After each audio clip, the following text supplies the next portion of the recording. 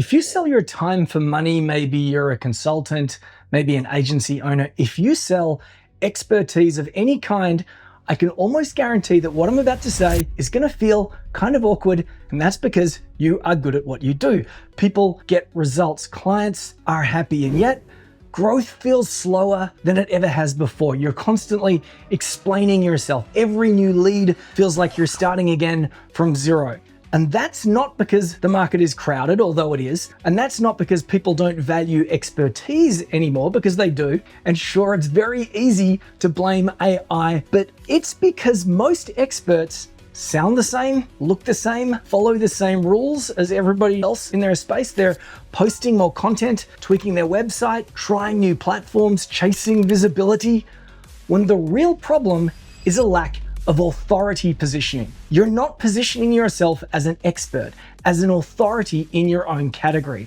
You've failed to establish yourself as a category of one. So how do you do that? How do you establish yourself as a category of one? Well, over the last 10 plus years, having worked with hundreds of consultants, agency owners, coaches directly, and many more indirectly, from solo operators to teams doing 7 figures and beyond, I've seen the same pattern repeat itself over and over again. The people and the businesses that stand out are not drowning in a sea of sameness. The businesses who are getting paid more, sometimes a lot more, than their competitors, they're doing something different. What are they doing? They triple down. One person, one problem, one product. That's how you establish yourself as a category of one. So let's do that right now. In this video, I'm going to break down exactly how triple down marketing works in the real world for you in 3 simple steps, so that you can position yourself as the standout, obvious choice in your industry. So who's this guy? This, of course, is Dilbert, who was created by Scott Adams. So let's talk about Dilbert for a second, and let's talk about Scott Adams. Why was he so successful? Well, according to his own admission, Scott Adams was not a great drawer. So when it came to drawing, which is his core skill, he described himself as probably only being in the top 25% of people. So that's like 1 in 4 people. However, he decided to double down and focus on comics. So he became a comic, at which point you could probably safely say that he slid into the top 10% of people who are good at drawing. Still nothing remarkable. Now, because of his background as an engineer in a corporate environment, he was exposed to all this, what should we call it? Office politics, ridiculous bureaucracy. Let's just call it corporate BS. And this distinction, this difference, put him into the top 1% of what it is that he does. So how could you apply this to you in your business? Let's draw something on our triple down marketing matrix. Now at the top, you can see the word narrow. We're referring to your target audience. At the bottom, we can see broad. Again, this is your target audience. Which do you think is better, having a narrow target audience or a broad target audience? Now on the left, we can see the word everything. And on the right, we can see one thing. And that is because a lot of business owners try and do something for everyone. Now imagine that you're a lawyer, John Smith, Esquire, and somebody says, what do you do? And you say, I do criminal law, family law, property law, contract law, employment law, maritime law, wills and estates law, animal husbandry law. Is that reassuring? No, it's the opposite of reassuring. And so many people live just down here trying to do something for everyone. Let's think about your family doctor, your general practitioner, a GP. Do they get paid more or less than a heart surgeon or a specialist who's a podiatrist or maybe a pediatrician? Well, the specialist always gets paid more. What about someone who might be a generalist marketer? So on the screen right now, we can see someone in a vineyard. Who do you think is going to be more memorable? The generalist marketer that will do marketing for everyone, or the wine marketing specialist who helps wineries sell more wine online and at the cellar door? I think that you know. So most people start down the bottom and they go, you know what? The industry is dragging me up here into a place where I focus on maybe one target audience. And that's the example of the generalist wine marketer that becomes the specialist. Or everyone in their industry becomes fixated on one specific service that they're providing and they slide over here. And they're doing one thing for everyone, and that would be the idea of a general practitioner, family doctor versus a specialist. But you know what? There is a very elite group of people in your space, and they live up here, where they do one thing for one target audience. Indeed, we have this mnemonic. And if you're watching this video, maybe pull out your phone, take a photo of the screen now. One person, one problem, one product. Let me say this again. One person, one problem, one product. Now, how do you figure this stuff out? If you know that specialists charge more, if you know that people that are not generalists are going to be more memorable, more likely to be referred, if you know that when you dive down a little bit deeper into one thing, that's far more reassuring for your customers and clients. How do we do this? One person, one problem, one product. Well, we have a couple exercises that I'm going to run you through right now. Number one person. We have an exercise called the doctor on the plane test. Now, how does that work? Well, if you jumped on a plane and you said, is there a doctor on the plane? All the doctors would raise their hand. Indeed, even if there was a doctor sleeping and somebody knew that they were a doctor, they would elbow them quickly, and that there becomes a referral. But however, if you jump on a plane and you say, hey, who's excited about health and wellness? People kind of just look at each other funny. If you can't say your target audience in a way that they will unambiguously self-identify with that target audience, or in a way that other people don't recognize, that's not a target audience. If you start to talk about needs or desires or wants, that's not a target audience that somebody can either identify with unambiguously or other people can refer. I see people say things like, my target audience are empathic business leaders, heart-centered business leaders. I don't know, sometimes I feel like a business leader, sometimes I don't. If I've just come off a stage, I feel like a business leader. When I'm at home eating a toastie, I don't. What about empathic or heart-centered? What does that mean? I don't know. Sometimes I'm feeling charitable. Other times I'm focused on me and everything is just all about me, right? Now, if you look even further and you think about third-party tools like LinkedIn, for example, LinkedIn is not able to find someone who's heart-centered or empathic. They don't even know who's a leader. But you know what? If I was seeking a heart-centered business leader, maybe a CEO of a not-for-profit. The CEO is the leadership piece. The not-for-profit means that this person probably is operating with a frame where they're thinking about others. That there is the doctor on the plane test. There's no use saying, I target people who are hungry. You're better off saying, I target caterers because they need food more often. That is indeed the doctor on the plane test. Now, if you want to run through this, I have two different ways that you can filter out your audiences. One is the doctor on the plane test, which we've got on the left, and the other one is just LinkedIn filters. Now, if you'd like my worksheets, all you need to do is leave a comment and type the word worksheet, and we'll get back to you and we'll send you a link to our worksheets. But from the doctor on the plane test perspective, write down your industry, specialization, the title and the role, the location, and the business size. From here to here, what is the size of the business that you like to work with the most? We call this the Goldilocks zone. Don't go for everyone, just go for the ones that you like to work with the most. Now, LinkedIn's a little bit different because LinkedIn has industry and then they have service categories. They know titles, they know location, but they don't know how much money, for example, a business is turning over.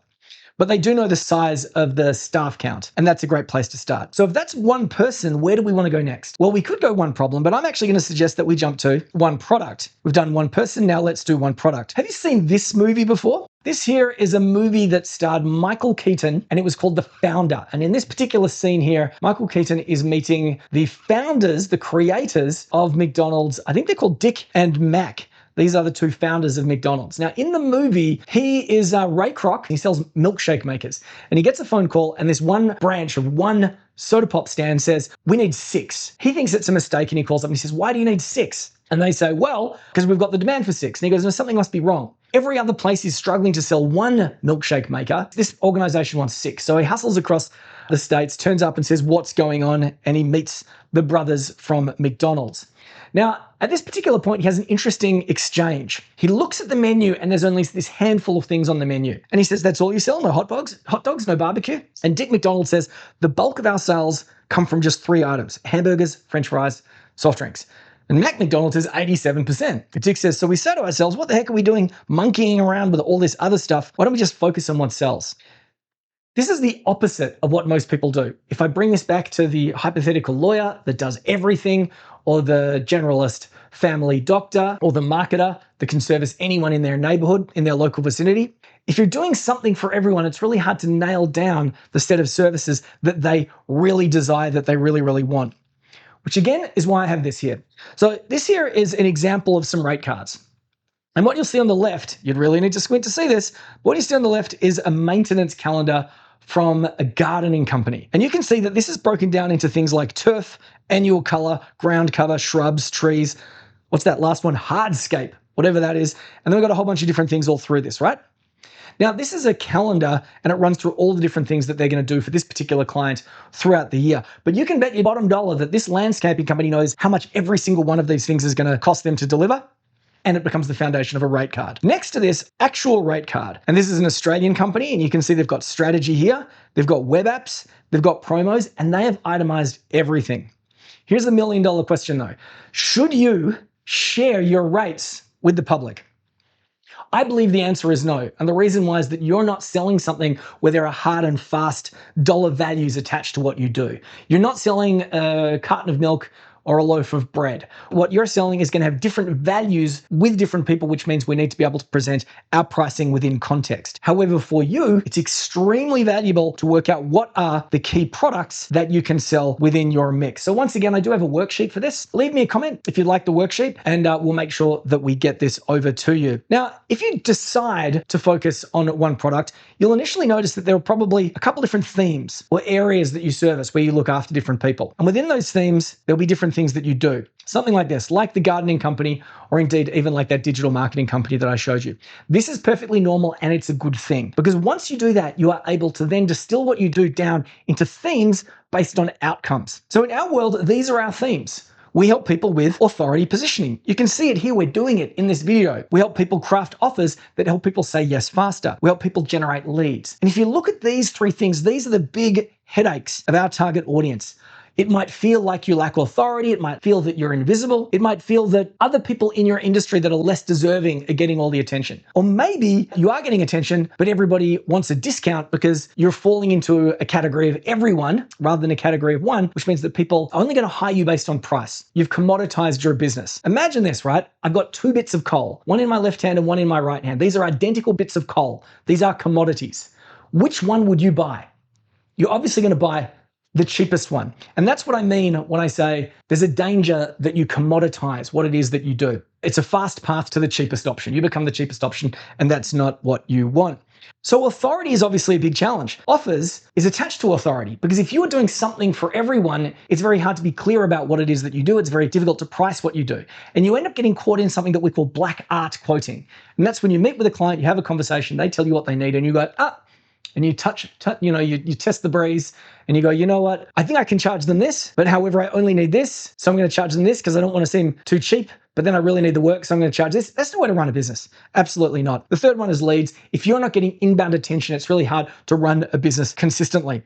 So those are some of the problems that we tackle. One person, one problem, one product. When it comes to the problem, if you've got target audience clarity, you know who you're serving. If you know what products that you've got, sometimes you can turn around and say, all right, this is how my audience responds to the problem that I've got, and you can speak in that language. Now, for the third and final time, if you like my worksheets, leave a comment, leave the word worksheet, and you can get hold of that. This here is something that we call our B2B Impact Statement framework. Once you've got all these different things, you can pull it together to create a statement. Are you ready? I help target get outcome via mechanism. That is your opportunity to name the target audience. It is your opportunity to name the mechanism, the product, and the problem is always the inverse of the outcome, and the outcome is the inverse of the problem. Now it's over to you. I want you to share with me your aha moments, anything that came up in this video where you thought that's an important point. Maybe it was a mistake that you're making. Is there something that I said that you should probably be teaching somebody else? Maybe it's someone in your organization or your business partner. Is there something that you're going to do in the next 12 to 24 hours? Maybe that one thing is simply requesting my worksheets.